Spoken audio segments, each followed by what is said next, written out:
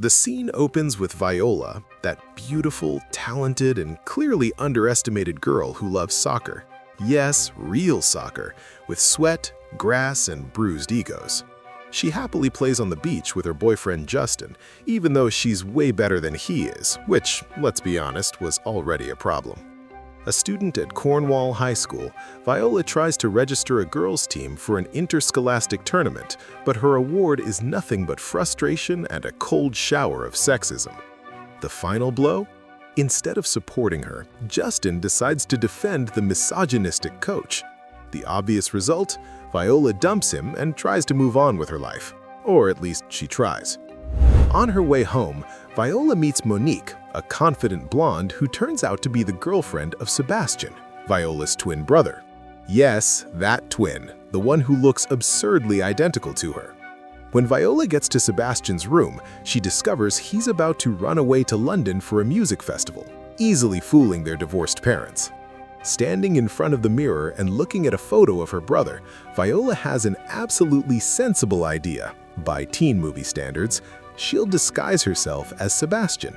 With Paul's help, they begin some very questionable scientific experiments to turn her into a convincing guy. After practicing the manly walk, adjusting her voice, and somehow making the disguise work perfectly, Viola heads to Illyria High School as Sebastian, not forgetting, of course, to bring a tampon because priorities. To convince her mom, she lies and says she'll be staying with her dad and that Monique will be around, which ironically reassures her mom because nothing says safe like someone else's girlfriend. Viola arrives at Illyria nervous, enters the boys' dorm, and is welcomed by chaos worthy of a documentary about unsupervised teenagers. In the dorm, Viola meets Duke Orsino, her roommate, along with Andrew and Toby, the loud neighbors. Everything is fine until Viola drops her tampon on the floor. Silence. Stares. Panic.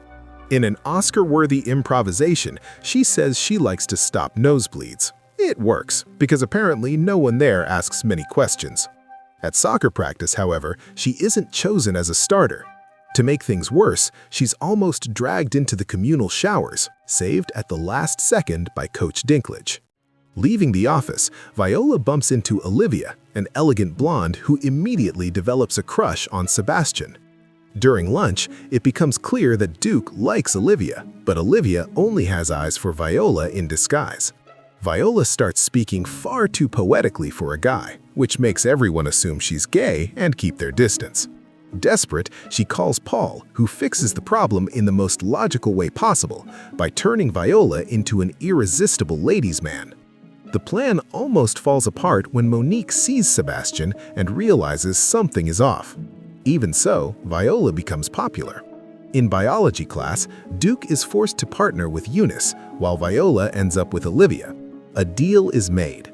If Viola helps Duke win Olivia over, Duke will help Viola with soccer.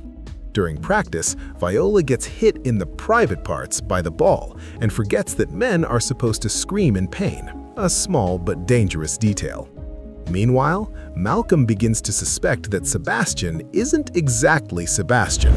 Viola tries to convince Olivia to go out with Duke but fails. She then decides to teach Duke how to flirt by pretending to be Olivia, until a tarantula invades the room and Viola screams in a very unmasculine voice. At the town carnival, Viola changes clothes in a public bathroom and runs into Duke, who feels like he's seen her before. At the kissing booth, the two finally kiss, and Viola likes it way more than she should. Justin shows up and gets into a fight with Duke. Back at the dorm, Duke uses Viola's tampon to stop a nosebleed. He talks about the carnival kiss, and Viola, still in disguise, tries to understand her feelings for him. Malcolm keeps investigating, and Olivia admits she doesn't like Duke, but Sebastian. As if that weren't enough, the real Sebastian returns early from London. Confusion? Of course. Misplaced kisses? Absolutely. Duke sees Olivia kissing Sebastian and explodes with jealousy. On the day of the big game against Cornwall, the real Sebastian is dragged onto the field without knowing what's going on and without knowing how to play soccer. The principal tries to expose Sebastian as a girl, but ends up embarrassing herself when the real Sebastian proves he's a guy. At halftime, Viola switches clothes with her brother and enters the field.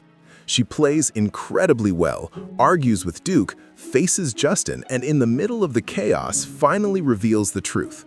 She is Viola. To prove it, she lifts her shirt. Yes, that really happens. Even after the collective shock, Coach Dinklage defends Viola and allows her to play. In the final penalty kick, Viola faces Justin, scores the winning goal, and proves that talent has no gender. Illyria wins, Justin cries, and Duke finally realizes that the girl from the carnival kiss was Viola all along. The two meet that night, share their feelings, and start dating, because nothing says teen romance like switched identities, soccer, and public drama. Interestingly, this movie is inspired by Shakespeare's Twelfth Night, proving that identity confusion can survive for centuries, kind of like in 10 Things I Hate About You. Now tell me, if you were in Viola's place, would you have the courage to go that far just to prove that women belong on the field too? Leave a comment below. Thank you so much, and I'll see you in the next video.